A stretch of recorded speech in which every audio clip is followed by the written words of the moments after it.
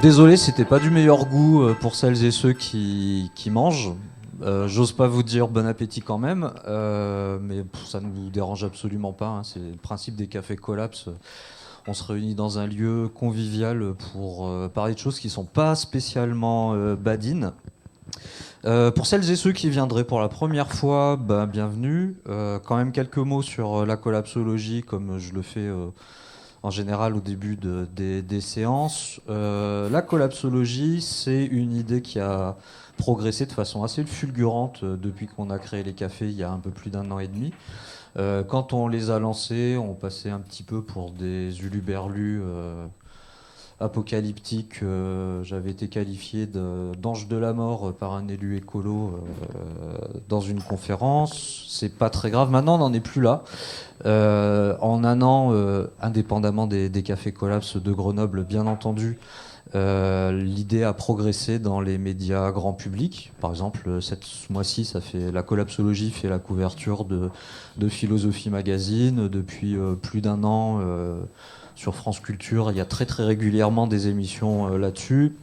Et puis, les collapsologues, un peu quelle que soit leur veine, leur sensibilité, ils sont invités à droite et à gauche, soit pour des conférences scientifiques et du débat d'idées autour de ce qu'est ou ce que devrait être la collapsologie, soit pour commencer à faire la liaison avec un programme politique ou avec différentes mesures. Alors ça me permet d'évacuer deux clichés qui nous collaient à la peau au début, en tout cas il y a un peu plus d'un an. Le premier, c'était un reproche d'un manque de sérieux ou de scientificité. Alors effectivement, la collapsologie n'est pas une discipline scientifique en bonne et due forme, et pour autant, elle propose, pour pas dire elle ambitionne, de faire la synthèse entre plein de disciplines différentes. Aujourd'hui, par simplification-réduction, je dirais que le fil rouge de la collapsologie, c'est ce par quoi notre société, on va là aussi simplifier, hein, c'est un peu plus large, mais ce par quoi notre société pourrait être, dans son fonctionnement, profondément remise en cause, d'où ce nom de collapse, l'effondrement. L'effondrement, c'est d'abord l'effondrement de nos modes de vie. Et les disciplines qui sont concernées, on va faire cinq grands champs disciplinaires. Le climat, bien entendu, la biodiversité, on en parle ce soir, la finance, on va dire anthropologie générale, et puis il y a une cinquième patate qui est sur les déplétions et les politiques énergétiques. Sur chacun de ces champs, en fait, on peut, sans vraiment se forcer, juste en ouvrant le journal, trouver des alertes assez sérieuses. Par ailleurs, la collapsologie ambitionne d'être systémique, donc on voit bien comme ça qu'il y a des affinités entre ces grands champs, que finance et politique énergétique, ça va très bien ensemble, que climat, enfin malheureusement, qu'il y a des mauvaises résonances, ce qu'on appelle, au moins pour le climat, des boucles de rétroaction positive. Et même chose pour, par exemple, la proximité en termes logiques entre climat et biodiversité. Mais on n'est pas là pour en parler. Alors comment est-ce qu'on aborde l'exercice dans les cafés collapse? C'est souvent le nom est pas très heureux, hein, ça relève plus notre praxis, ça relève plus de la conférence scientifique d'honnête homme. Et de temps en temps, on reçoit des invités prestigieux, mais on va dire que ce qu'on vous propose ce soir, c'est à peu près l'équivalent de ce que vous pourriez avoir dans un cours d'ouverture, de culture générale, de niveau à peu près, je dirais, licence, maîtrise. Puis après, il y a d'autres formats, mais c'est un peu moins là. Donc en gros, voilà, vous avez une bonne conférence ce soir, donc c'est sur la biodiversité. Et c'est une première conférence sur deux, parce que ce qu'on a voulu faire avec Florian, c'est ce soir donner des bases et quelques concepts pour après investiguer plus spécifiquement les risques auxquels on se trouve, en particulier dans le milieu alpin. Et c'est ça qu'on fait dans les cafés collapse. Donc ce soir, des bases culture générale, mais quand même bonne culture générale sur la biodiversité. Et le 4 février, ça sera donc, salut Mathieu, bienvenue, ça sera les conséquences sur le milieu alpin.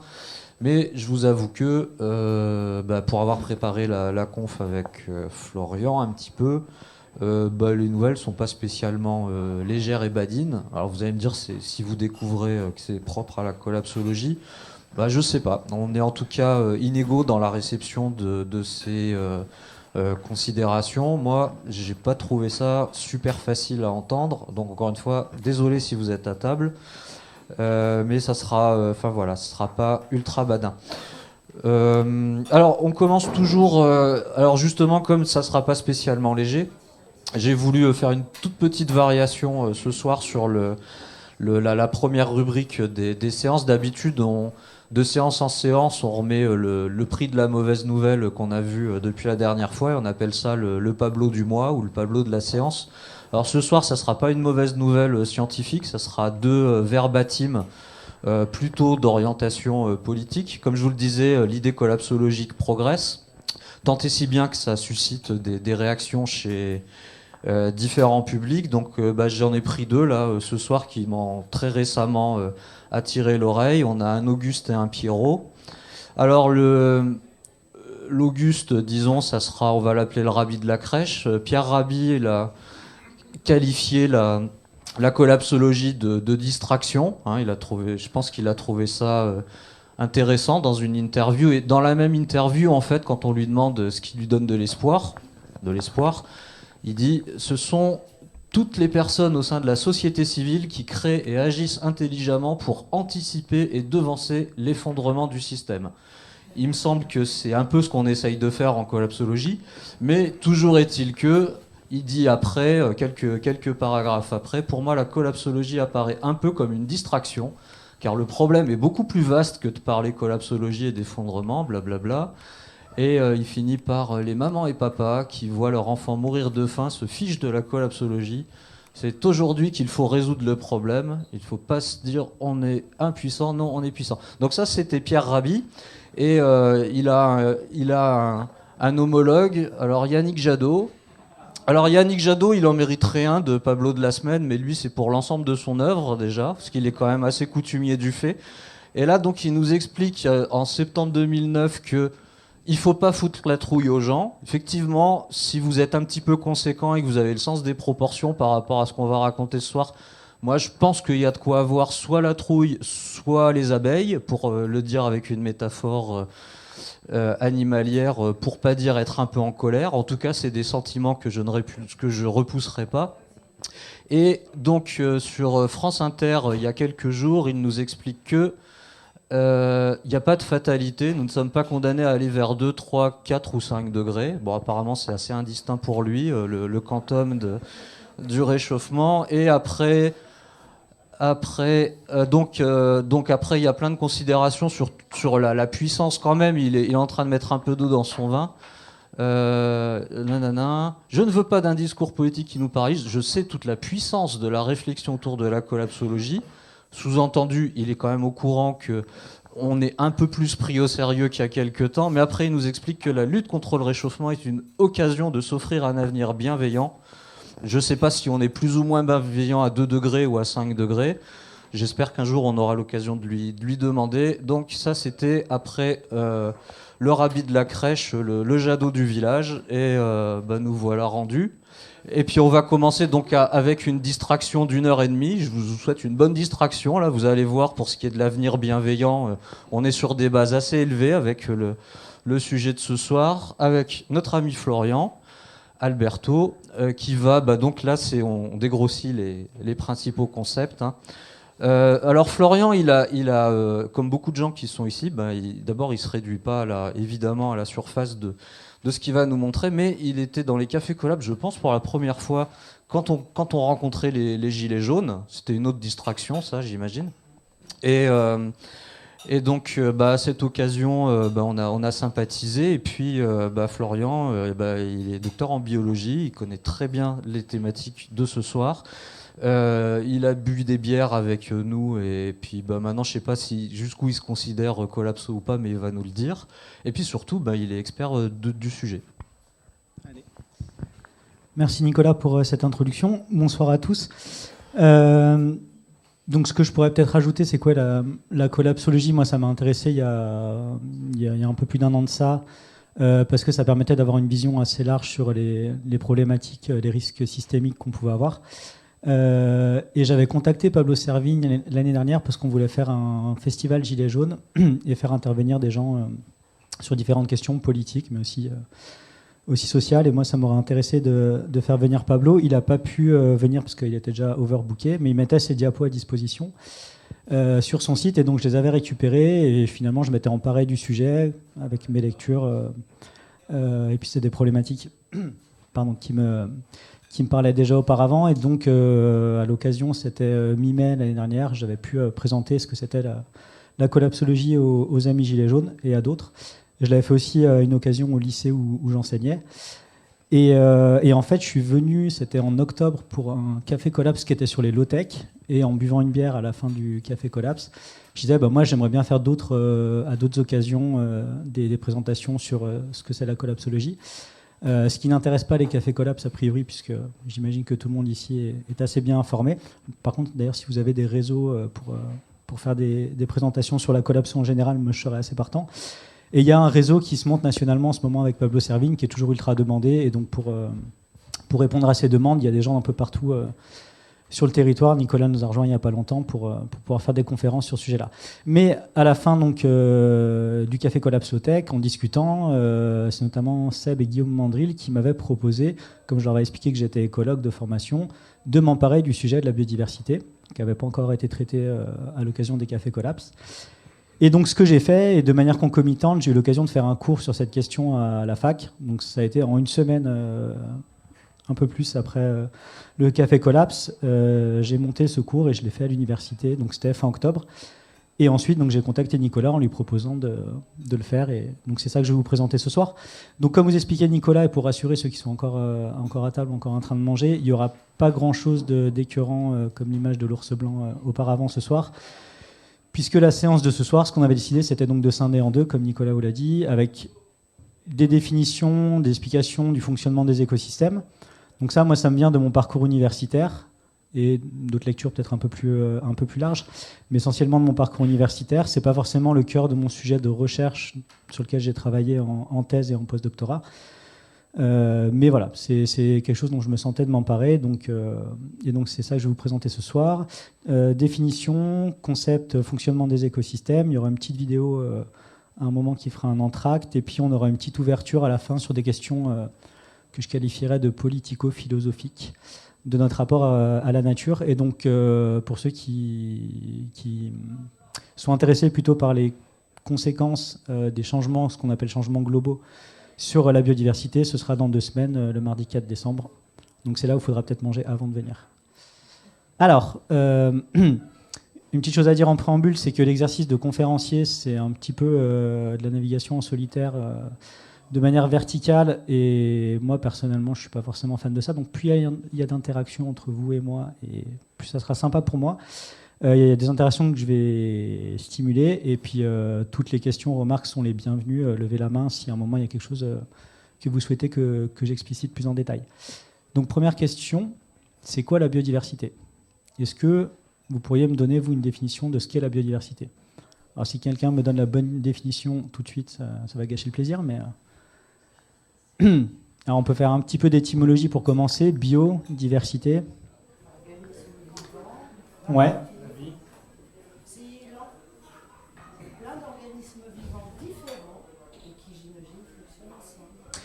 Ouais, donc la biodiversité, c'est en effet la diversité du vivant.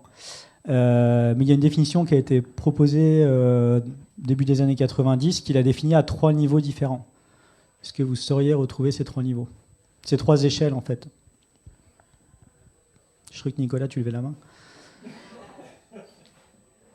Aucune idée? De quoi on parle généralement? Il y a un niveau, en fait, qui revient quasiment toujours sur le devant de la scène. Alors, animal, végétal, c'est 2 règnes du vivant.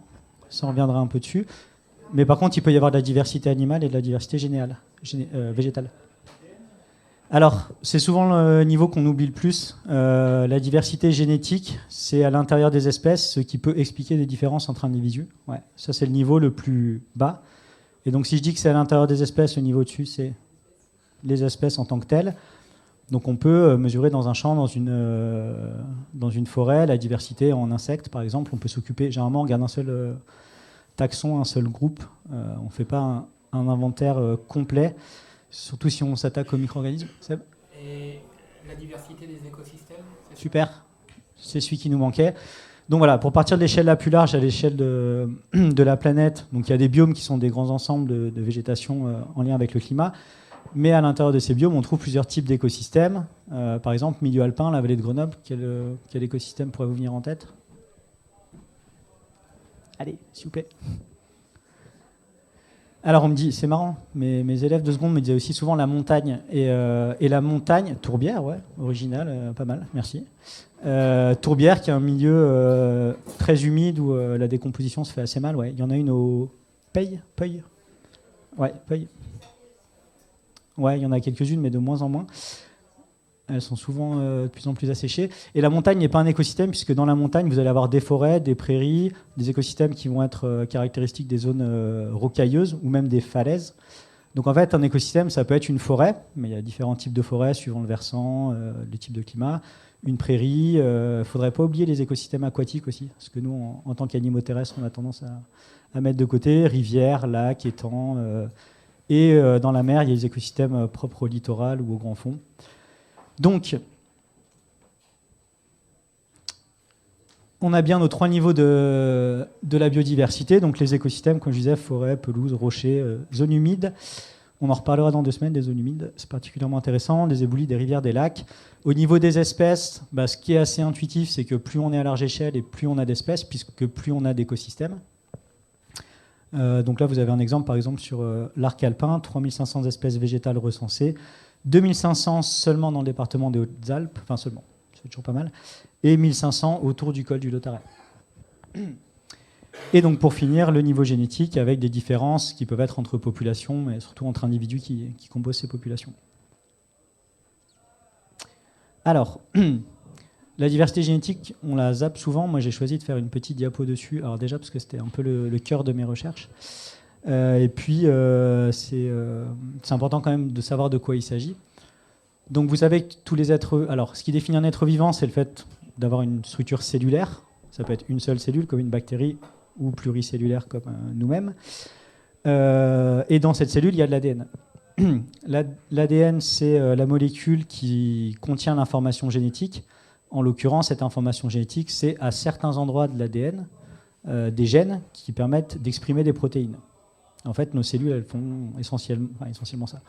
À travers ces protéines, elles vont pouvoir faire leur fonction métabolique. Ça peut être des protéines de structure pour la cellule ou des canaux transmembranaires pour faire passer des ions ou d'autres molécules. Donc les protéines, c'est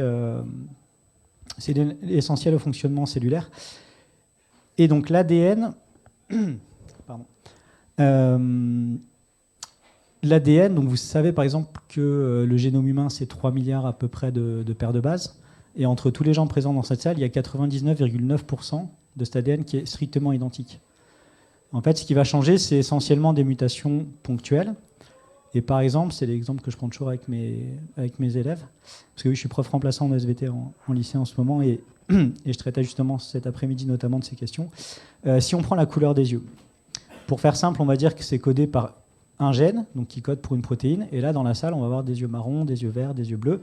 C'est parce que la séquence du gène est quasiment identique pour l'ensemble des individus présents ici, mais à certains endroits, il y a une mutation qui va faire que la protéine va être un peu différente et, en l'occurrence, va changer la couleur. Donc la diversité génétique, elle se joue à ce niveau-là. Au niveau de la séquence de l'ADN en ATGC, c'est la même pour tout le monde, sauf à certains endroits. Et des fois, ces différences, qu'on appelle des allèles, chaque différence, chaque variation, des fois, elles vont avoir des effets sur des caractères.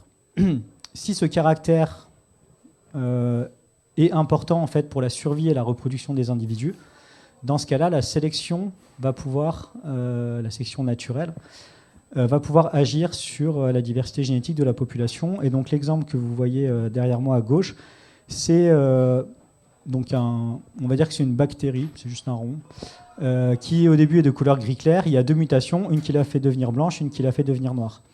Et dans l'exemple derrière, dans un premier temps, la mutation blanche est défavorable, puisqu'en fait, il peut y avoir des mutations favorables ou non.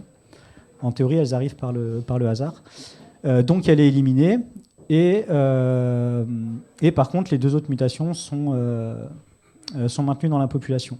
Ensuite, si c'est la mutation gris clair, parce qu'il y a un changement environnemental qui n'est plus sélectionnée, elle va disparaître également. Et donc, vous voyez qu'en fait, la composition génétique de la population, elle va changer en fonction du temps par le biais de la sélection naturelle.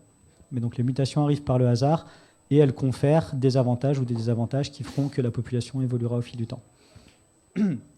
Donc, l'idée, c'est ça. Alors, les papillons qui est à côté, je vous les commenterai bien, mais en fait, Nicolas m'a changé la photo et c'est pas de cela dont je voulais parler. Il y a un exemple qui est plus parlant, qui est la phalène du bouleau. Est-ce qu'il y en a qui ont déjà entendu parler dans la salle? Oui. Bah, pour vous expliquer très rapidement, c'est des papillons donc qui se trouvent notamment en Grande-Bretagne. Et il y a deux morphes différentes. Donc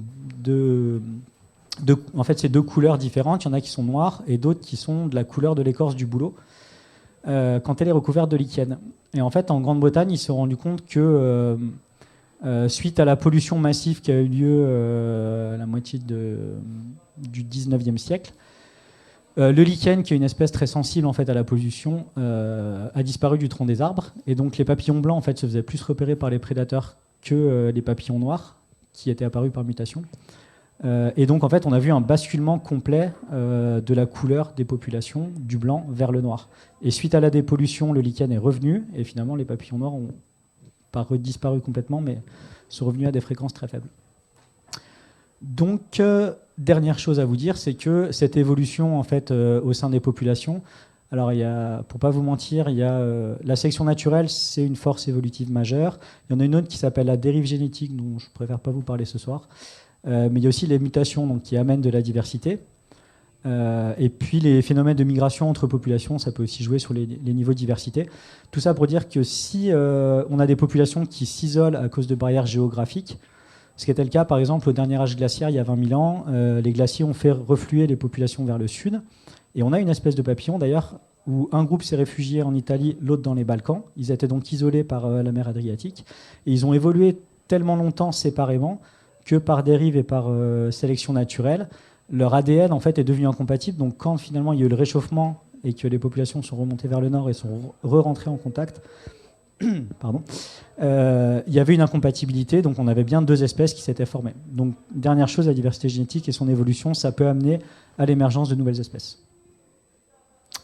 Deuxième intervention où je vous sollicite, c'est quoi une espèce? On utilise facilement le concept. Ouais.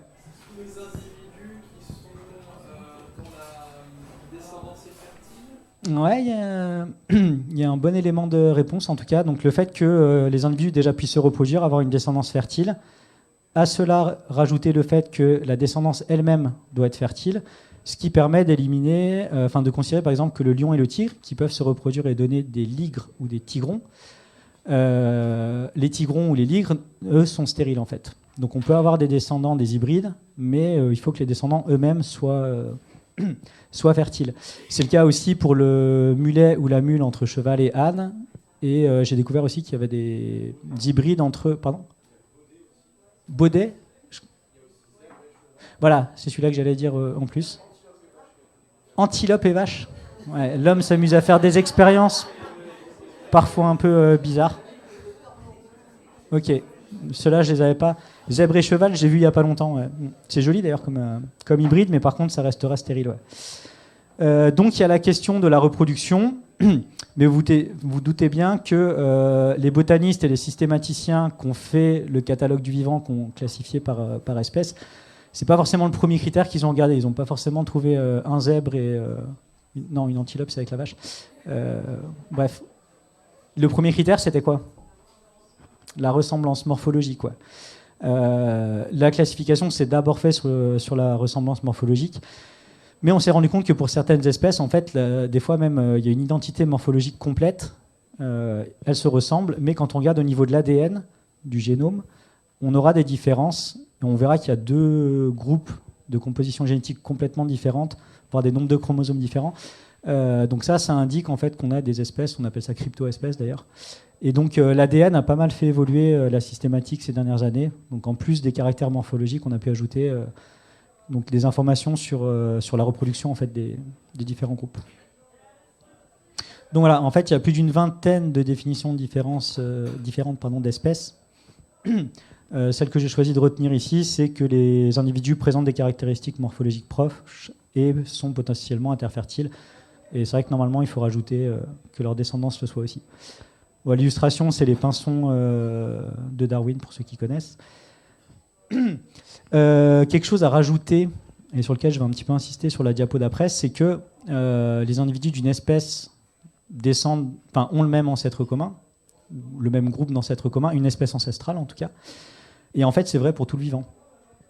Donc vous savez que si on prend l'arbre du vivant, qui est représenté ici, donc ça c'est un arbre phylogénétique, au centre, c'est un peu petit pour que vous puissiez lire, mais c'est marqué Lucas. Quelqu'un connaît Lucas ?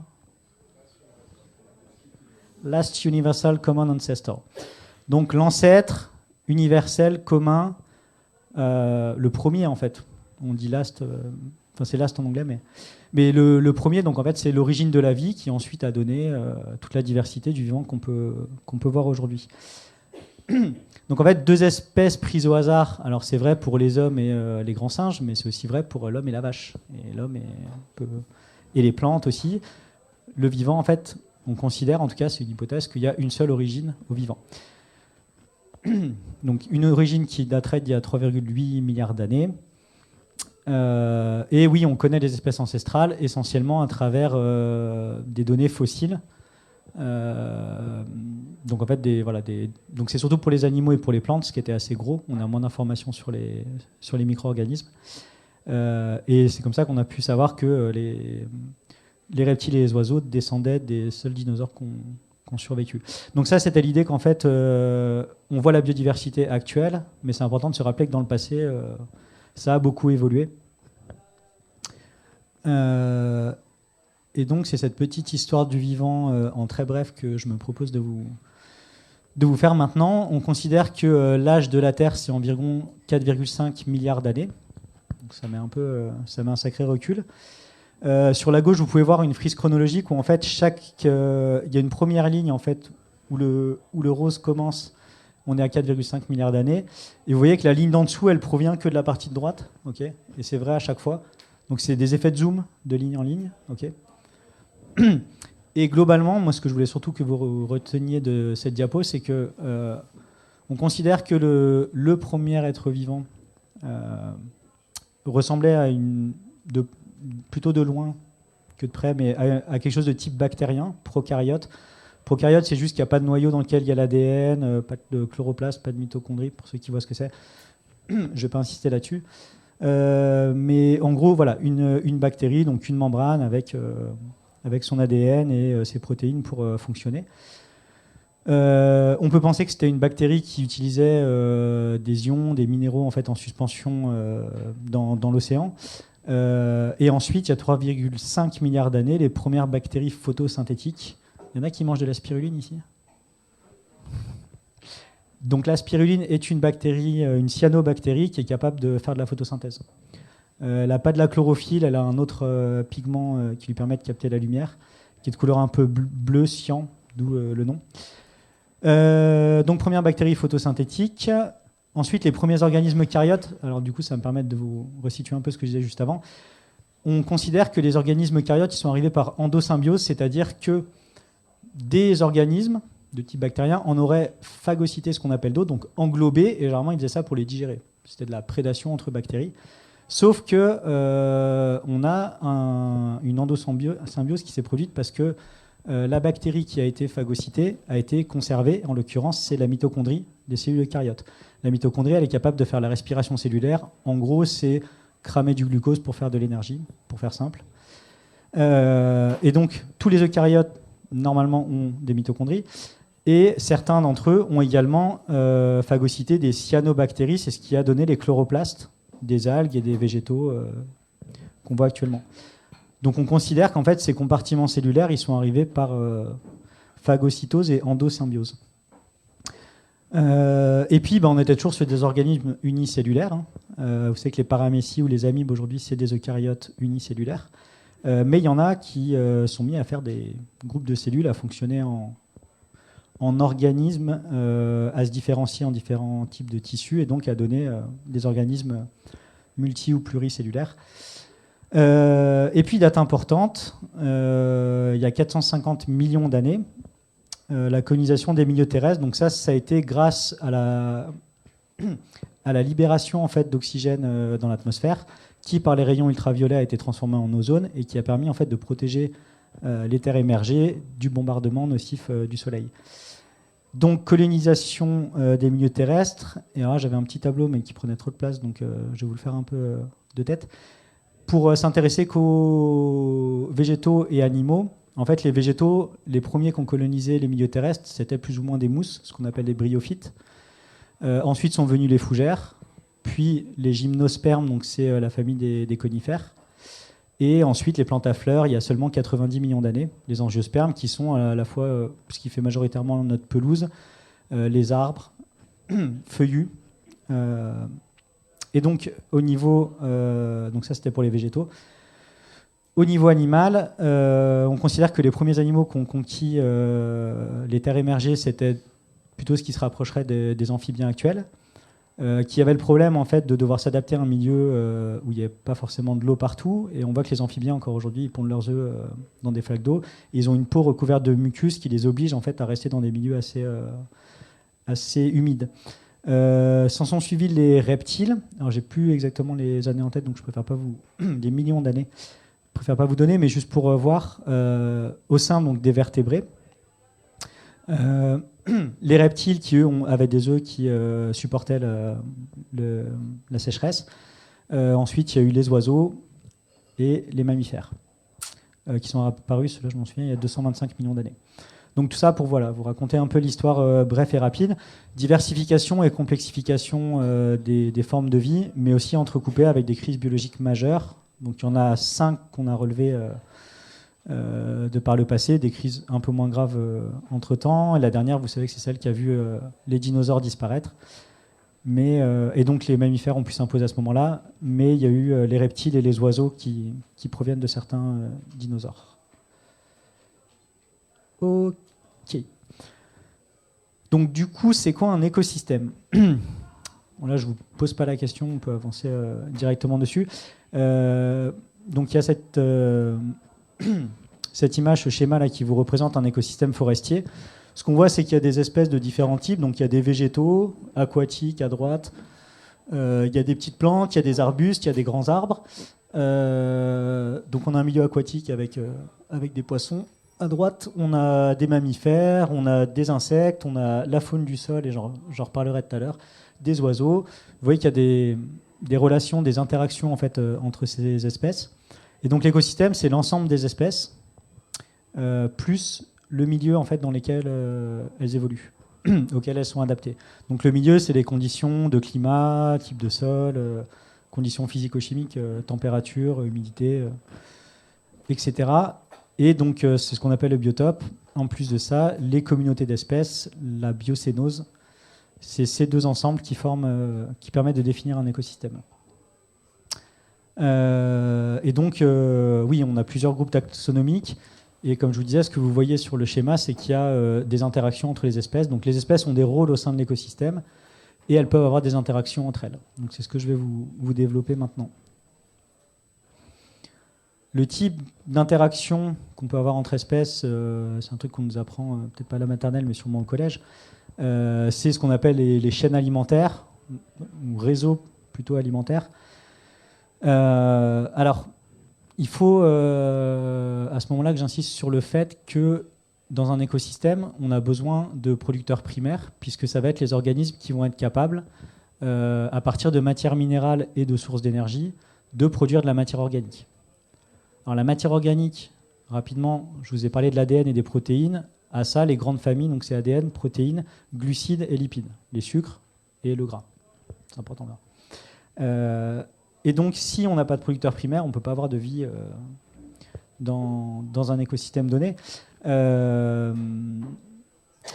Donc, en l'occurrence, ici, c'est un exemple avec de l'herbe qui serait mangée par des herbivores, qui sont les consommateurs primaires, okay, qui eux-mêmes vont être mangés, par exemple, par un amphibien, consommateur secondaire, consommateur tertiaire, le serpent qui mange la grenouille, et on arrive au super prédateur qui, lui, n'a en théorie pas, si ce n'est l'homme, de prédateur lui-même, mais dont la régulation de la population va dépendre de ceux qui prédatent, en fait, donc des populations. Donc il a un rôle de contrôle, et je reviendrai dessus juste après. Les mutations sont à l'origine des variations, ça je pense que c'est un petit bug dans le PowerPoint. Donc ça c'est les différents rôles au niveau trophique, ce qu'on appelle donc les chaînes alimentaires. Mais il n'y a pas que ça comme rôles qui sont remplis par les espèces, par les organismes au sein des écosystèmes.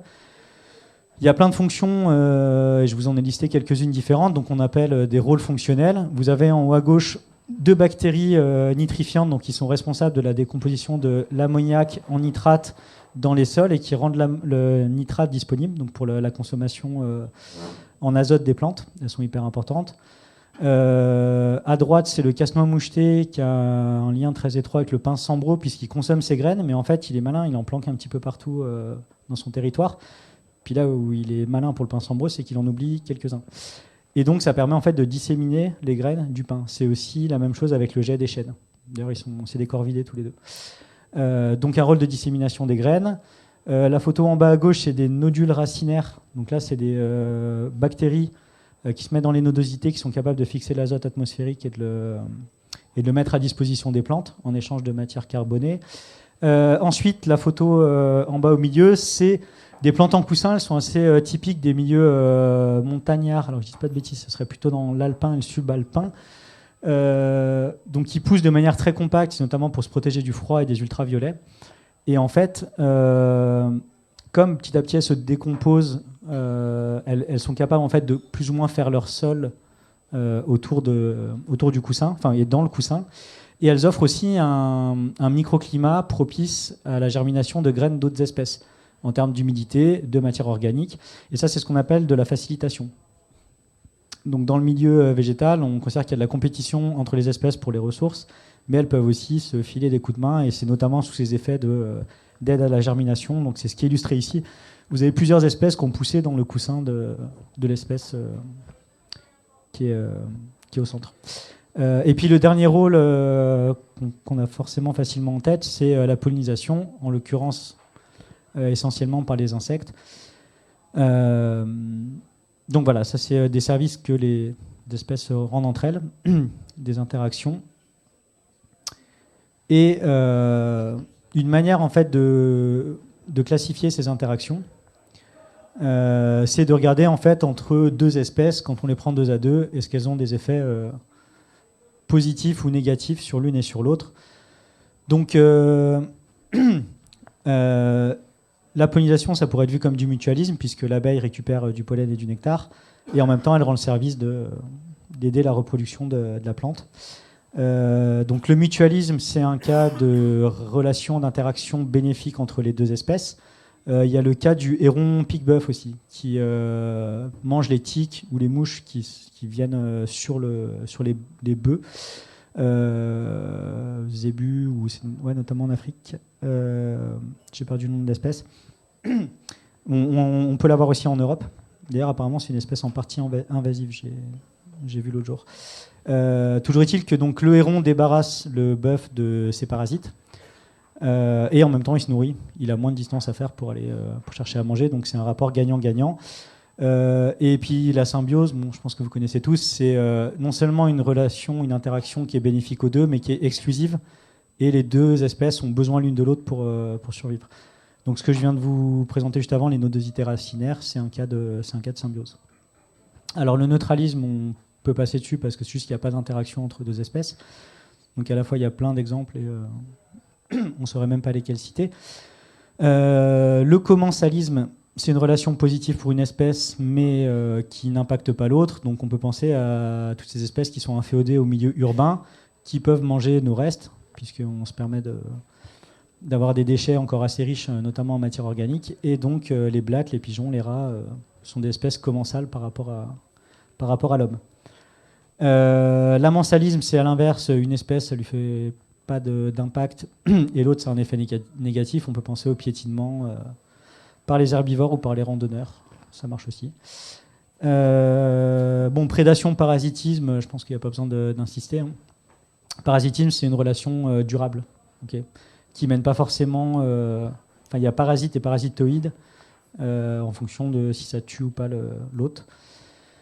Et puis la compétition, je vous en parlais, entre les plantes notamment. Enfin, dès qu'il y a une ressource où il y a deux espèces qui veulent se nourrir dessus, il peut y avoir de la compétition entre les espèces.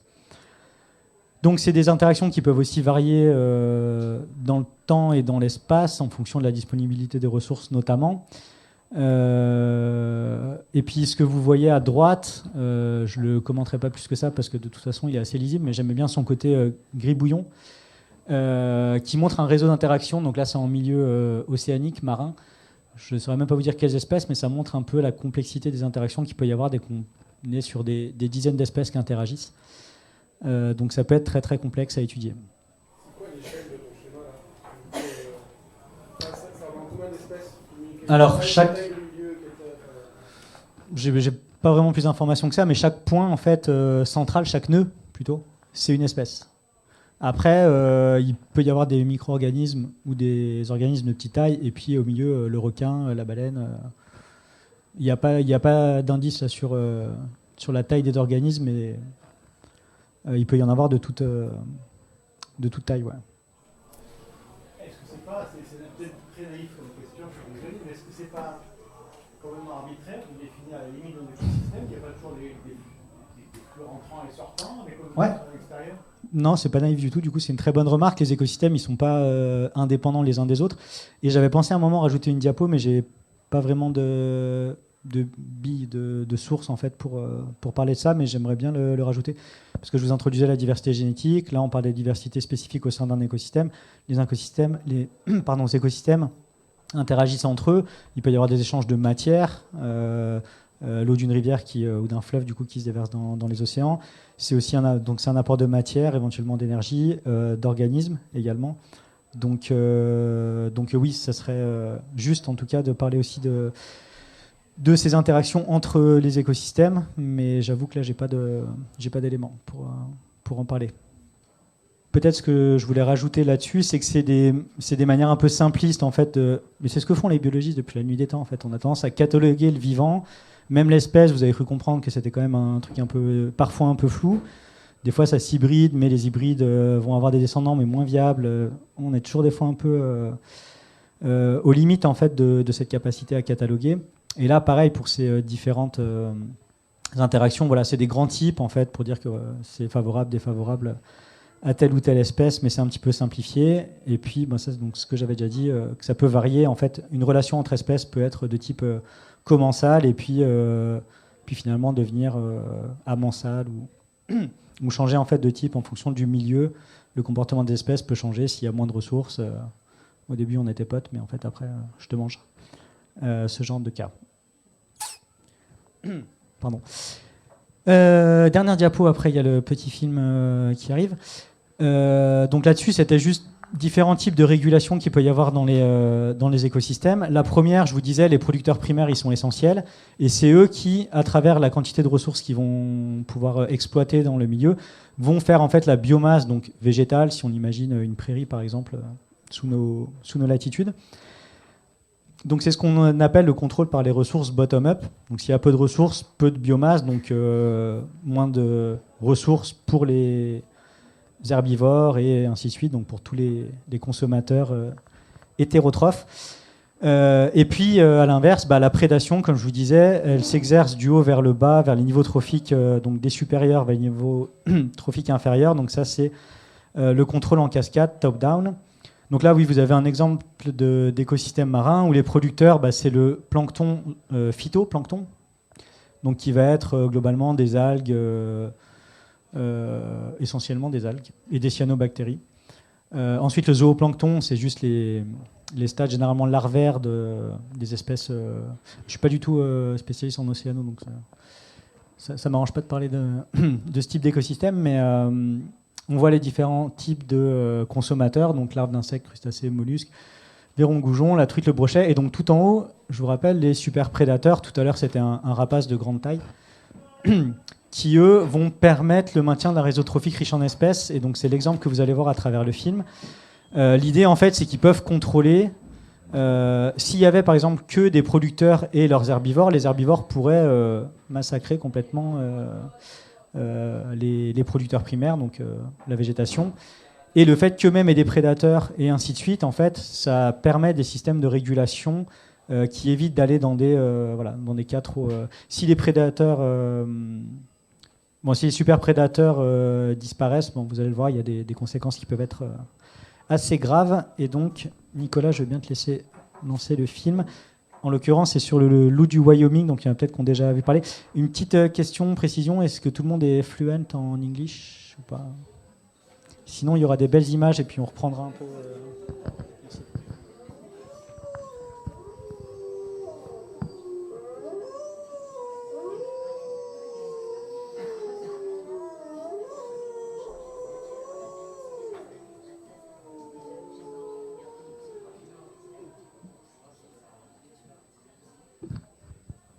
Ok, ça vous a plu? Donc un bel exemple avec de belles images. Donc, je vous disais, la notion de niche, elle est assez importante en écologie. Elle concerne en fait l'ensemble des conditions qui vont être favorables à la présence d'une espèce. Donc ça peut être des conditions juste environnementales, de milieu, donc température, humidité, etc. Hygrométrie, acidité, et aussi le type de ressources dont a besoin l'espèce. Alors là, on pense tout de suite aux ressources à manger, mais ça peut être aussi l'habitat. Donc pour les grands mammifères, il faut une certaine taille de surface géographique pour pouvoir s'alimenter. Et puis, par exemple, les oiseaux, des fois, ils se nourrissent dans un type d'écosystème, ils vont nicher dans un autre type d'écosystème. Donc voilà, la diversité aussi en habitat. Et donc le graphique que vous voyez sur la gauche, c'est en fait plein de milieux qui ont été caractérisés pour leur température moyenne, précipitation annuelle, et donc fragmentation de l'habitat. C'est le fait d'avoir quelque chose de continu, au contraire par petits patchs. Et en fait, ici, on considère une espèce, c'est en jaune, vous voyez l'ensemble des conditions où l'espèce était présente. Donc une espèce, quelle qu'elle soit. Et donc ça constitue la niche écologique de l'espèce. Et non, il faut que j'attende de vous raconter autre chose sur la diapo suivante pour enchaîner. Donc le concept de niche, c'est ça. Mais en fait, on distingue deux types de niches. La niche fondamentale et la niche réalisée. C'est-à-dire qu'en plus des conditions favorables à la présence de l'espèce, il y a notamment des questions de compétition qui peuvent faire que bien que les conditions soient favorables, s'il y a une espèce compétitrice plutôt, elle va exclure l'espèce à laquelle on s'intéresse. Donc vous avez un petit schéma à gauche là qui vous montre qu'il y a des petits oiseaux gris. Oui, c'était jaune avant que Nicolas retouche, mais c'est vachement plus joli. Merci. Donc les oiseaux gris sont présents à la fois au sol, le long du tronc et puis dans la canopée des arbres. Ils se nourrissent dans ces différents types d'habitats. Arrive un petit oiseau rouge qui vient en fait exploiter les ressources et qui se montre peut-être agressif avec notre oiseau gris, mais en tout cas qui exploite mieux les ressources, mettons au niveau du tronc. Et donc on a ce qu'on appelle une exclusion compétitive des oiseaux gris au niveau du tronc avec l'espèce la plus compétitive, qui est la rouge en l'occurrence, qui l'a emporté. Et donc ça fait la différence entre la niche fondamentale que je vous présentais juste avant et la niche réalisée. Donc il y a des espèces, j'ai des anciens collègues du laboratoire d'écologie alpine qui font des modèles des conditions où on trouve une espèce, où c'est favorable, et ils se rendent compte qu'à certains endroits, malgré les conditions favorables, ça ne marche pas. C'est souvent expliqué par l'exclusion compétitive. Ok, et encore quelques petites notions, mais j'ai bientôt terminé sur l'aspect un peu théorique de tout ça. Il y a des modèles qui avaient été proposés pour expliquer le lien entre la diversité et la stabilité des écosystèmes. Bon, alors le premier modèle, il n'était pas très compliqué, c'était de dire plus c'est diversifié, plus c'est stable. Plus il y a d'espèces et plus... Donc par stabilité, on peut entendre la résistance ou la résilience, ce qui n'est pas tout à fait la même chose, à un phénomène qui va impacter l'écosystème. La résistance, c'est le fait de pas trop, de rester à l'identique, et la résilience, ce sera éventuellement d'être perturbé, mais de pouvoir retrouver des fonctions essentielles, même si l'écosystème a un peu changé dans sa composition et dans sa structure.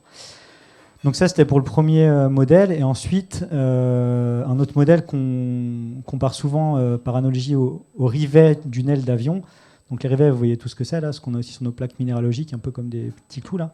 Il y en a plein sur une aile d'avion, en fait. Et ce qui fait que l'aile ne se décroche pas, c'est parce qu'il y a plein de rivets. Vous pouvez enlever 1 ou 2 rivets, ça ira. Il ne va pas se passer grand-chose. Pas d'effondrement de l'écosystème.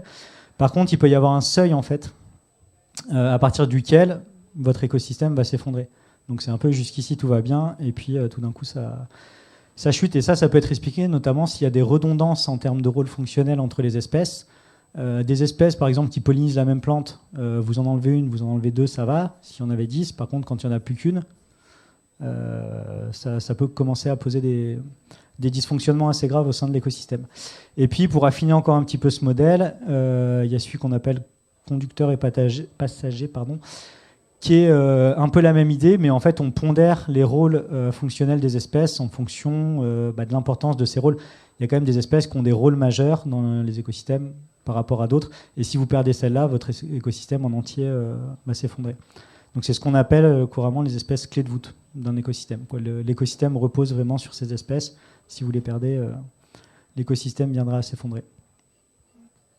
Oui, donc les tipping point ou point de bascule. Donc on peut imaginer un écosystème, c'est un équilibre qui est quand même assez dynamique, avec des populations qui fluctuent un petit peu, mais globalement qui a une structure, une composition en espèces bien définie, un fonctionnement donc des flux de matière et d'énergie entre les espèces au sein de l'écosystème qui peut bouger un petit peu, mais qui tourne autour d'un équilibre.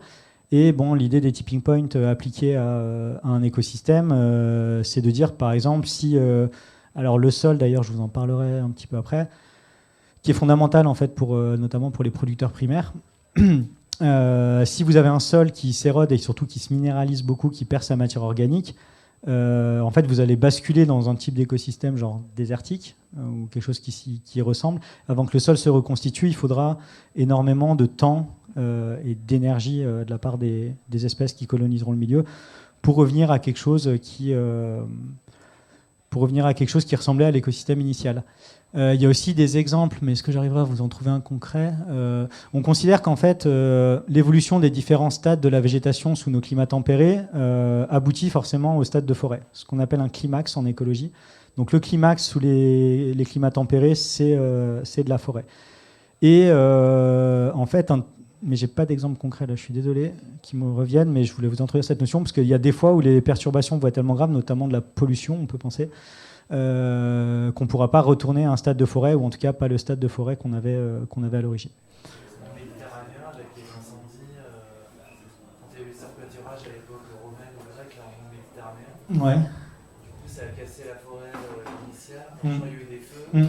il y a eu des serpenturages derrière, du coup le sol s'est érodé, Ouais. du coup on est passé des chênes, je sais pas comment, Ouais. Pubescent sûrement. et du coup la garrigue c'est très compliqué de revenir à une forêt. Ouais. Ben, merci pour cet exemple, et ça m'a permis de raccrocher à l'île de Pâques, qui marche assez bien à ce niveau-là aussi, où à l'époque il y avait des arbres, et puis a priori à cause de l'activité humaine, maintenant il n'y en a plus, et il n'y a plus d'espèces d'arbres présentes pour recoloniser le milieu, donc impossible de revenir en arrière. Je pense que je vous ai dit tout ce que j'avais à dire, c'était juste un petit parallèle sur les points de bascule en lien avec les écosystèmes. Donc les écosystèmes, dernièrement, c'est pas mal en vogue, et j'avais des collègues au laboratoire d'écologie alpine qui ont travaillé là-dessus. On a commencé à se dire, ouais, quand même, pour pouvoir les défendre face à l'exploitation, aux pollutions, à tout ce que la biodiversité a tendance à subir ces dernières années, il faudrait quantifier en fait les services qu'ils nous rendent. Une vision assez anthropocentrique. Mais bon, pourquoi pas. Le premier point, l'importance écologique, on l'a déjà vu, donc ça c'est pas forcément en lien avec l'homme, même si ça peut l'intéresser, la fertilité des sols, la pollinisation. Quand on regarde un peu plus concrètement ce qui peut nous intéresser, donc dans les rôles d'approvisionnement, donc en air de bonne qualité, en eau, les productions de biomasse, bon, il y a à la fois la nourriture, mais ça peut être aussi des matériaux de construction, par exemple, si on pense au bois, les plantes médicinales. Et le bois, ça peut être aussi un combustible. Et puis les écosystèmes, ils ont aussi des rôles de régulation, donc ils sont en interaction avec le climat, au niveau de l'évapotranspiration notamment. C'est des puits de carbone, si tout va bien. Et puis les cycles biogéochimiques, en l'occurrence, c'est surtout les cycles de l'azote et du phosphore qui sont étudiés. et dans lesquels en fait les écosystèmes vont jouer, en l'occurrence le sol dont je vais reparler juste après, joue un rôle en fait pour relarguer l'azote petit à petit à partir de la matière organique en dégradant en fait la matière organique et pour rendre l'azote disponible pour les plantes. En fait, elle le minéralise. De l'azote, il y en a dans nos protéines par exemple et dans notre ADN, et quand ça se dégrade, ça peut donner de l'ammoniac qui lui sera transformé par les bactéries nitrifiantes qui en feront du nitrate disponible pour les plantes. Donc, le contrôle des ravageurs aussi, on l'a un petit peu vu avec, finalement avec l'exemple des loups du Wyoming. Limitation des crues et de l'érosion, moi je reviendrai aussi dessus sur l'exemple des sols. Et puis alors quelque chose qui est un petit peu plus selon la sensibilité de chacun, mais on peut dire qu'il y a un rôle culturel, esthétique, récréatif. La nature, c'est beau, ça nous fait du bien. C'est peut-être une des raisons pourquoi les gens en ville sont particulièrement tendus. Et donc, on a des usages en fait, des écosystèmes qui peuvent être pour la balade, pour faire du parapente ou du VTT, je ne sais pas ce que vous aimez. Donc, voilà, ça, c'est les différents services qui ont pu être listés. Alors, c'est loin d'être exhaustif, hein, c'était juste pour vous donner quelques exemples. Et donc, les sols, j'en viens. Les sols, là, c'est un petit clin d'œil à un collègue du LECA, donc du laboratoire d'écologie alpine, qui fait sa thèse dessus et qui avait réussi à me convaincre du fait que c'est un système passionnant. Donc, c'est pas un écosystème, le sol, ça fait partie de l'écosystème. Et en fait, on se rend pas bien compte, mais on considère que c'est la 3e frontière biotique actuellement. Et ce que ça veut dire, c'est qu'au même titre que les grands fonds marins ou la canopée des forêts tropicales, c'est là où on découvre le plus grand nombre d'espèces. Donc, il y en a vraiment énormément. Alors, ce qu'on appelle espèces en lien avec le sol, ça va être tous les micro-organismes. Micro-organismes, c'est champignons et bactéries, essentiellement, qui vont s'y trouver. Et en fait, il y a toute la faune. Et pour qu'on considère que la faune soit liée au sol, il faut qu'elle fasse au moins une partie de son cycle de vie dans le sol. Donc, pour les insectes qui, par exemple, ont des stades larvaires et adultes, qui au moins, à un moment donné, par exemple, la larve qui se développe dans le sol. Donc le sol, c'est environ 25% des espèces décrites. Et ce que vous voyez sur le graphique, alors le nombre d'espèces, c'est fois 1000 et sur une échelle logarithmique. Faut en tenir compte. Plusieurs catégories donc des taxons, des catégories d'espèces. Et la barre foncée, c'est des espèces qui ont été identifiées et une estimation de ce qui reste à découvrir. Comme vous pouvez le voir, c'est surtout dans le petit, donc ce qu'on pourrait appeler donc bactéries champignons, il reste énormément à découvrir. Et dans la microfaune, collemboles, acariens, nématodes et protozoaires, c'est vraiment des individus de très petite taille. Pour vous donner une idée, on prend souvent cet exemple, dans une cuillère à café, il y a plus d'1 million d'individus. Et si on prend carrément 1 mètre carré d'une prairie tempérée, on aura plus de 260 millions d'animaux. Donc animaux, vous excluez bactéries et champignons, qui sont des micro-organismes. Ça fait un équivalent de 1,5 tonne par hectare. Alors c'est surtout dans les premiers centimètres, décimètres du sol. Et 4,5 tonnes à l'hectare en tenant compte des organismes. Donc c'est une biomasse déjà qui est assez phénoménale. Et donc les fonctions essentielles pour les écosystèmes, je vous en ai déjà un petit peu cité, mais il y a l'aération du sol, donc notamment les vers de terre, les lombrics qui vont faire leur galerie. Ils rendent aussi disponible, ils font un brassage en même temps de tout ce qui est matière organique en se baladant. Ensuite, il y a les bactéries, les micro-organismes qui vont décomposer la matière organique, donc tout ce qui est de la matière organique d'individus morts, que ce soit des plantes ou des animaux, et qui vont être capables aussi, comme je vous le disais, de minéraliser, de re-rendre disponible cette matière organique aux plantes pour leur croissance. Il y a un lien qui est aussi assez étroit entre la diversité des sols et leur résistance à l'érosion.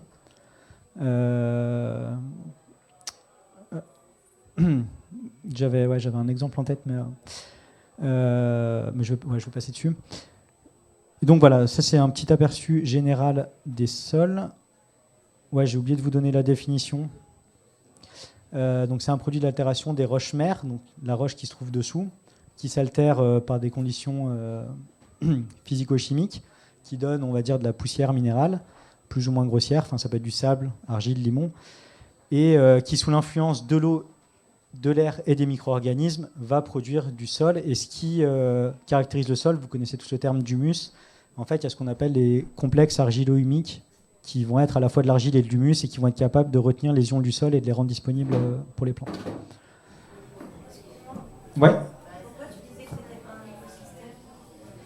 Alors, on ne peut pas considérer que c'est un écosystème en tant que tel. Il fait partie de l'écosystème dans lequel tu trouveras, dans lequel tu regarderas l'ensemble de la biodiversité. Mais c'est une bonne discussion. C'est un peu comme l'espèce. Est-ce que des collègues qui travaillent sur le sol ne considèrent pas, eux, que c'est un écosystème ? En tout cas, il est en lien assez étroit avec notamment la végétation qui est au-dessus, mais qui à la fois a ses racines qui sont plongées dans le sol.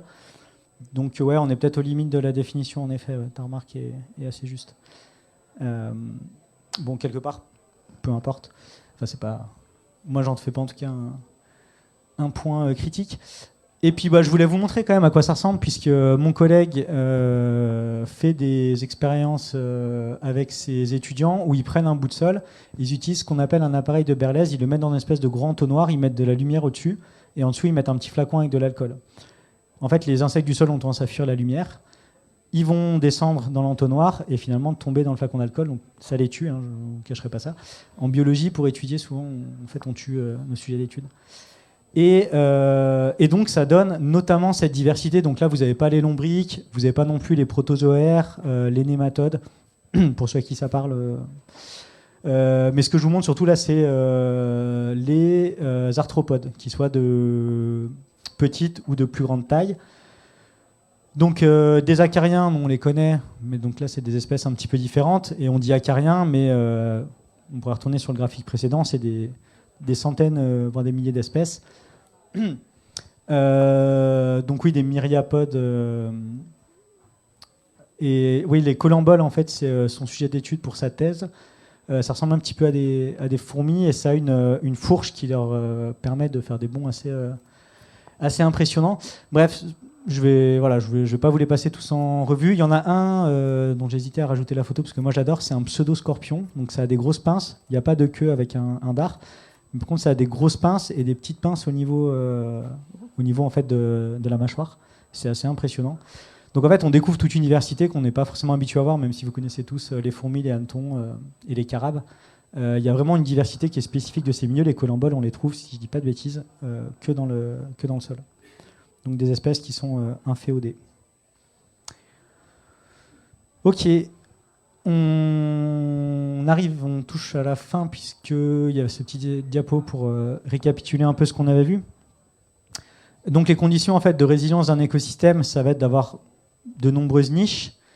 Donc là, ça nous fait penser que quelque chose qui, par exemple, est un paysage agricole en monoculture, a priori, ça va être compliqué d'avoir beaucoup de biodiversité à l'intérieur en termes d'espèces.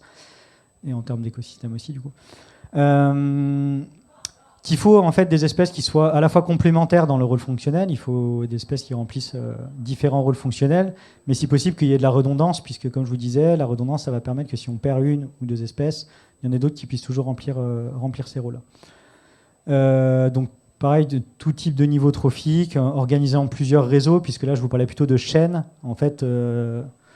c'est plus complexe. La diapo, là où il y avait l'espèce de gribouillis, c'était pour les interactions en général, mais au niveau trophique, ça peut se passer comme ça. Et puis, à rajouter aussi qu'une espèce n'est pas forcément que herbivore, elle peut aussi avoir un régime alimentaire avec à la fois consommer à la fois du végétal et de l'animal. Et puis, peu d'espèces clés de voûte, parce que si vous les perdez, ça craint. Donc voilà les points principaux à retenir de cette présentation. Et donc, je vous avais prévu 2 diapos là, pour ouvrir un peu le débat, puisque pour l'instant, on n'est pas trop censé parler des menaces qui pèsent sur la biodiversité. La première, c'est parce que moi, quelque chose qui me gêne beaucoup en tant que biologiste, c'est d'entendre toujours la nature, c'est la loi de la jungle, c'est la loi du plus fort.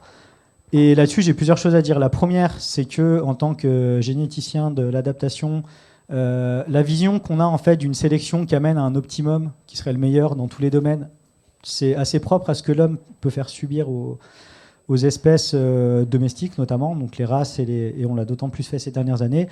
En gros, on veut de la productivité, donc on sélectionne que là-dessus. On oublie qu'à côté, ils sont peu résistants aux maladies. Si vous remettez des vaches Holstein dans des conditions un peu rurales et éventuellement montagnardes, elles peuvent avoir du mal. Donc on les a sélectionnés pour être dans des conditions optimales, enfin des conditions assez contrôlées. Dans la nature, ce qui se passe souvent, moi j'ai fait ma thèse sur l'adaptation du chêne, l'arbre à son environnement et au climat en l'occurrence. Et on regardait l'émergence des bourgeons végétatifs, donc des feuilles en fait tout simplement au printemps.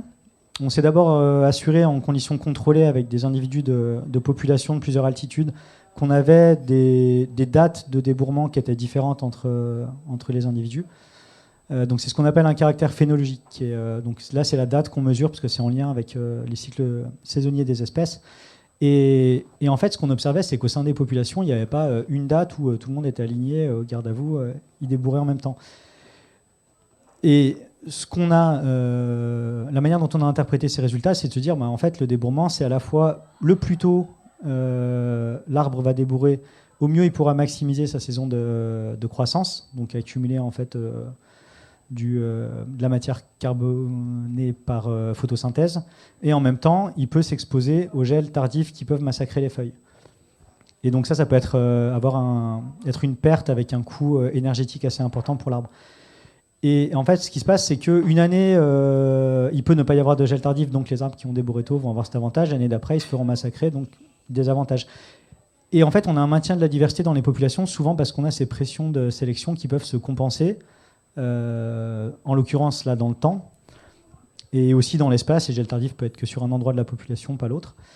Donc ce que je voulais juste que vous reteniez, c'est que la sélection naturelle n'aboutit pas toujours à un optimum, et donc un peu ce truc de il y en a un qui est le meilleur. Alors déjà ça dépend de l'environnement, et même dans un environnement assez complexe comme des écosystèmes naturels, les pressions de sélection sont tellement multiples que voilà, il y a souvent de la diversité qui est maintenue dans les populations d'espèces naturelles. Ça c'était plutôt ce qui me concerne moi comme réflexion. Ici donc vous voyez son prénom, non pas Pablo, ça va, je maîtrise. C'est Eric, je crois, Wilson, qui est un sociobiologiste assez renommé et qui avait eu ce commentaire qui est repris dans le livre L'entraide, l'autre loi de la jungle, donc de Pablo Servigne et Gauthier Chapelle, qui dit que l'égoïsme supplante l'altruisme au sein des groupes. Donc clairement, il reconnaît qu'il y a plutôt de la compétition au sein des groupes, mais quand on regarde la compétition entre groupes et éventuellement entre espèces, sa conclusion, c'est les groupes altruistes supplantent les groupes égoïstes. Et puis le petit circulet, il n'y a rien à voir. Tout le reste n'est que commentaire. Donc c'est deux Wilson qui d'ailleurs ne sont pas apparentés apparemment qui avaient eu cette remarque. Et en fait, ça peut être aussi dépendant du milieu. C'est-à-dire qu'en situation d'abondance, la coopération, ça paraît secondaire. On va avoir tendance à voir émerger des comportements individualistes. Suivez mon regard, nous-mêmes. Et par contre, en milieu hostile, ça renforcera les mécanismes de coopération, d'entraide et de solidarité. Ça peut nous préparer pour la suite. Et voilà, et ce que disait clairement Pablo Servigne, donc c'est pas dans l'entraide, c'est dans comment tout peut s'effondrer. Il affirme lui, que les plus individualistes crèveront en premier. Avis aux individualistes. Donc ça, c'était juste pour vous rappeler que la coopération, on en parle assez rarement en fait en biologie, en écologie, mais il y a quand même pas mal d'exemples intéressants. Et donc, pour finir, je voulais avoir cette petite ouverture qui m'est venue de la lecture d'une BD écrite par Alessandro Pignocchi, avec des magnifiques aquarelles d'ailleurs que je vous recommande, qui s'appelle La recomposition des mondes, qui raconte son aventure à la ZAD de Notre-Dame-des-Landes, enfin son expérience, en partie douloureuse d'ailleurs, puisqu'il était à la ZAD pour les expulsions l'année dernière, non, il y a 2 ans. Rappelez-moi, j'ai un doute. Si, il y a 2 ans maintenant, ouais, merci.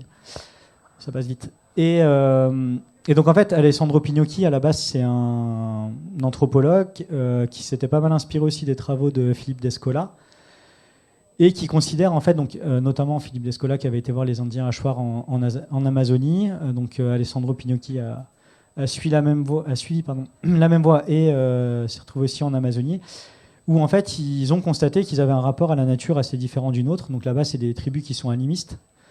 Contrairement à ce qu'on pourrait croire, c'est pas des chasseurs-cueilleurs. Ils font plutôt de la culture sur brûlis, de l'horticulture sur brûlis. Mais ils ont un rapport à la nature et aux êtres vivants qui, comme le définit assez bien Alessandro Pignocchi, est plutôt de sujet à sujet que de sujet à objet. Et je trouve que c'est une bonne manière de questionner le rapport qu'on a à la nature, puisque notamment ce que je vous ai présenté auparavant sur les services écosystémiques, c'est encore une fois les services des écosystèmes par rapport à l'homme.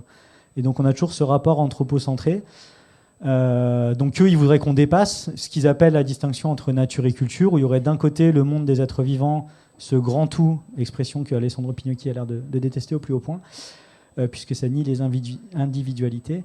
Mais donc oui, je disais stopper la distinction entre la nature et la culture. Ils sous-entendent plutôt par là tout ce qui va être science et technologie, qui a fait que non, c'est là où moi je suis pas forcément complètement d'accord avec eux, mais de fait, on s'est extrait en fait de la nature dans nos sociétés. Donc on pose le fait que la nature ce soit différent de notre société, de la culture qu'on peut avoir. Mais en tout cas, c'est quelque chose qui est intéressant à questionner. Donc voilà, il parle d'objectisation et marchandisation des êtres vivants, qui sont conçus comme de simples ressources. Et puis il parle aussi du mythe du système économique dans nos sociétés, qui est ce qui chapeaute tout le reste, en fait, et qui remet clairement en question. Donc en fait, ce qu'il montre, c'est que sur la ZAD de Notre-Dame-des-Landes, c'est une expérience vécue à échelle critique, c'est-à-dire assez importante, pour que ça puisse tenir, espérons en tout cas, où les rapports entre humains et non humains, comme dirait Pablo Servigne, ont changé, ont évolué, où on ne dit pas tiens, quel service écosystémique remplit cette mare. On la préserve peut-être aussi parce qu'elle est belle, puis parce que il y a du rapport, je pense, un peu émotionnel là-dessous.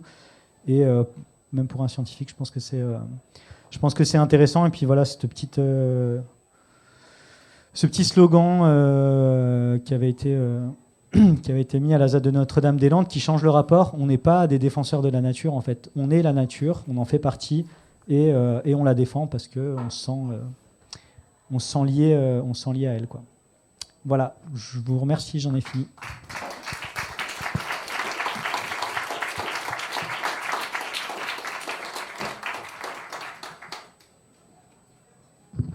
Bien, on a du temps pour des questions. Je te remercie beaucoup, Florian. C'était très synthétique, riche, et ça sera sur notre chaîne YouTube bientôt, j'espère. Merci. Les prédictions concernant le réchauffement climatique disent que, certes, la température va en moyenne augmenter, mais surtout, ce qui va nous impacter, c'est l'amplitude des variations qui va être plus grande. Il y aura, les événements extrêmes sont plus fréquents. En quoi la définition de la résilience des systèmes, des écosystèmes que tu as donnée, en quoi ça... Quelle est la nouvelle pression qui va être faite par une plus grande variabilité ?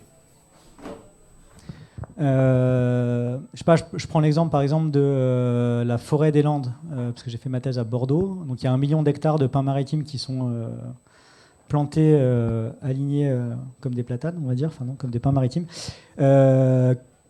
Et quand il y a eu les tempêtes de 99 et 2009, ça a été un massacre phénoménal. Les endroits où il y avait un peu plus de diversité, généralement, il n'y a pas eu cet effet, notamment parce qu'en hiver, les pins gardent leurs aiguilles. En plus, c'est des espèces d'allumettes, les pins maritimes.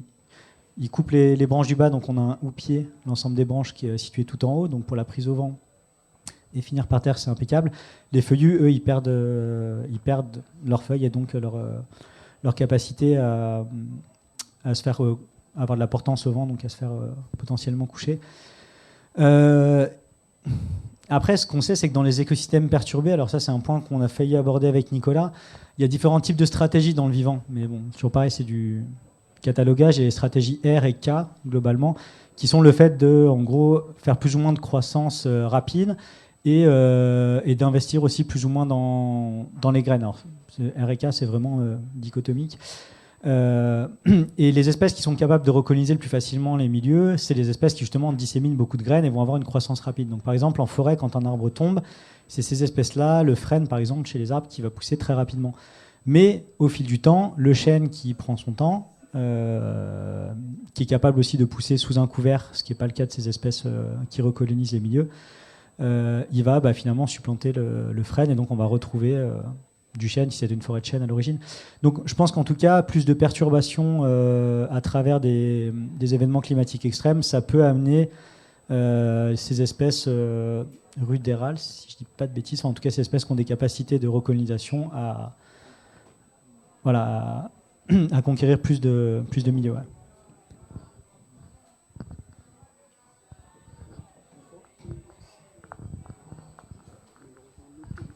Après l'heure de présentation, on en déduit forcément que le système lié à la biodiversité est irrémédiablement condamné de par la juxtaposition des deux grands éléments qui sont ciblés depuis pas mal de temps, c'est-à-dire l'anthropocène avec la vitesse exponentielle sur un siècle et demi de nuisance des milieux, et puis le changement climatique.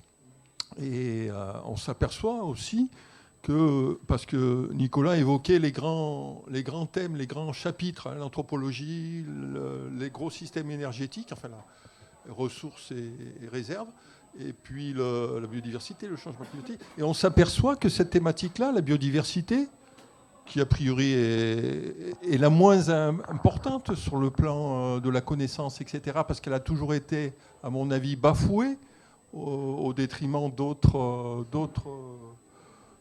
éléments de la vie, les grandes thématiques économiques, financières, etc., ont toujours pris le pas, alors que la véritable richesse du système planétaire, enfin du système de notre planète, était constituée par cette extrême complexité, quoi. Et donc, alors pour moi, quand on parle de faut espérer, etc., mais enfin, il semble complètement évident que c'est beaucoup trop tard, il n'y a plus rien à faire. Sanctuariser, il y a plus, enfin, c'est cuit, quoi. Enfin, aussi bien au niveau des airs, au niveau enfin, quels que soient les écosystèmes, hein, qu'ils soient terrestres, maritimes, etc., on s'aperçoit que la prédation et la destruction en masse, elle n'a laissé aucune géographie en paix, enfin voilà, donc à mon avis, voilà, donc, et puis on parle de la 6e extinction, mais est-ce qu'on a une idée, enfin les 5 premières, je pense que ça fait un petit bout de temps.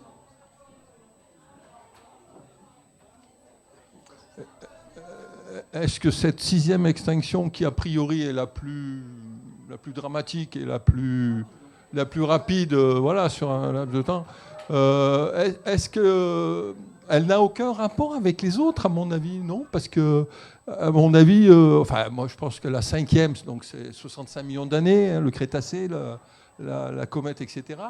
Donc elle est très facilement explicable sur un temps T, quoi. Puis enfin, on sait exactement, enfin quasiment sur quelques dizaines de milliers d'années, on sait que la 5e extinction a été déclarée, alors que la 6e, on ne sait pas quand est-ce qu'on peut la dater concrètement, mais elle est, enfin, ça va être la plus, enfin bon, voilà, j'ai fini.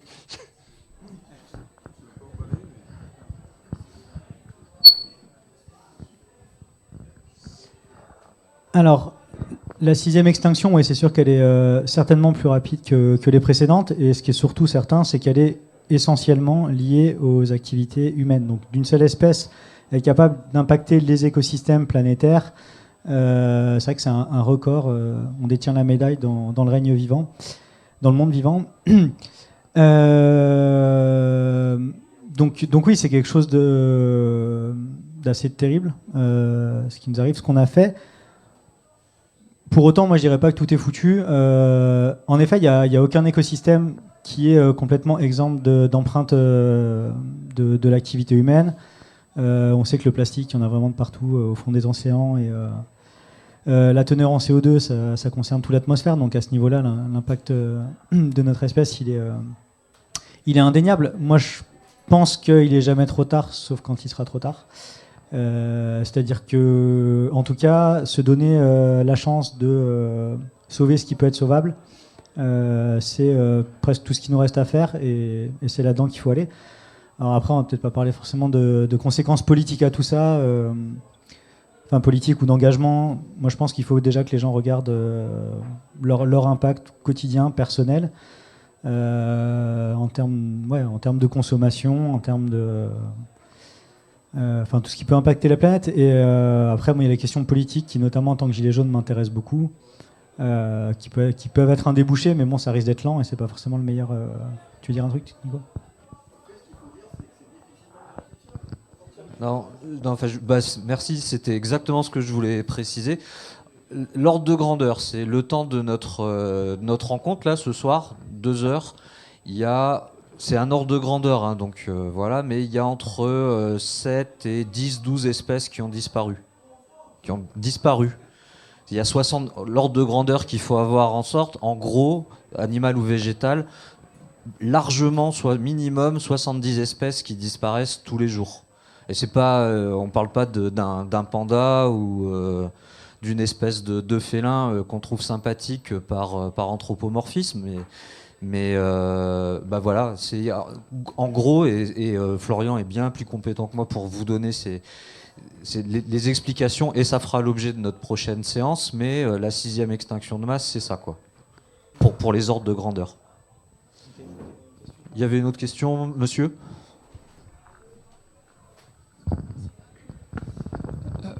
Est-ce qu'on peut faire un parallèle entre l'expansion de l'espèce humaine sur Terre et l'expansion d'une espèce sans superprédateur dans un environnement ?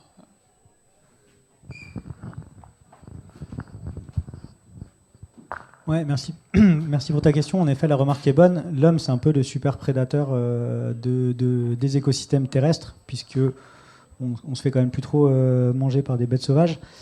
Et par contre, donc c'est nous qui sommes en haut, en effet, des chaînes trophiques, notamment des écosystèmes. Ouais. Enfin, en tout cas, on n'a pas de limitation par. Alors après, on pense souvent à de la prédation carnivore, mais il peut y avoir aussi des phénomènes d'épidémie ou ce genre de choses qui peuvent venir nous réguler nos populations. Donc, on n'est pas à l'abri, mais c'est vrai que pour l'instant. Sur les niveaux de vie et de confort et de santé sur lesquels on est, pour l'instant, il n'y a pas grand-chose qui nous menace vraiment. Qu'est-ce qui fait que les autres superprédateurs, eux, sont régulés ? Alors que c'est notamment nous qui les régulons, déjà. Nous, on a une diversité aussi d'espèces dont on se nourrit qui nous permet de... Je vous expliquais que les superprédateurs, ils sont aussi dépendants, donc c'est les régulations du haut vers le bas, mais ils sont aussi dépendants de la quantité de nourriture disponible. Donc en fait, si les herbivores ont moins à manger, ça a des conséquences en cascade.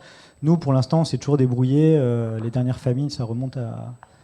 Je ne saurais d'ailleurs pas exactement le chiffrer, mais à plus d'un siècle, je dirais, en tout cas en Europe. Non ? Bref, et moi, je suis pas lâcheur de mon domaine de compétences, mais c'est vrai qu'on est, en tout cas pour l'instant, on n'est pas très menacé. Ouais. Alors, tu remettais en question l'idée d'espèce optimum, d'espèce la plus aboutie. Et je pense qu'on aime bien se penser un peu comme ça. Et du coup, aussi d'espèces, enfin aussi de monde qui se complexifie. Mais du coup, est-ce que c'est compatible avec... Parce que je me souviens de l'image que tu as utilisée avec le Lucas au milieu et le monde les espèces, la biodiversité qui se complexifie. Est-ce qu'en fait, du coup, est-ce que le vivant se complexifie vraiment ? Et est-ce que dans ce cas-là, est-ce que cette image de rond, en fait, elle est adaptée ? Ouais, peut-être... Pardon, Nico. Deux précisions pour répondre à la question. L'image du rond, en fait, c'est les arbres phylogénétiques. Ouais, voilà. Ça pourrait ne pas être en rond, ça ne changerait rien. C'est en fait, ça montre les relations de parenté en fait entre les espèces en remontant dans le temps jusqu'à l'ancêtre commun Lucas.